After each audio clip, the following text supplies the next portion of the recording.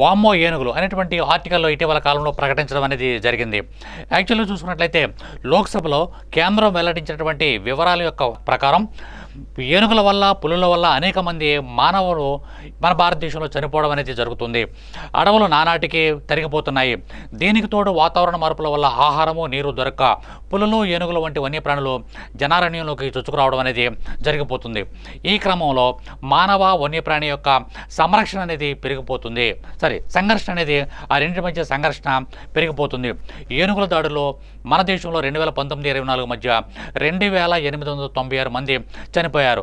ఒక్క ఒడిశాలోనే 600 మందికి పైగా మృతి చెందడం అనేది జరిగింది. మరోవైపు 2020-24లో 378 మంది చనిపోవడం జరుగుతుంది.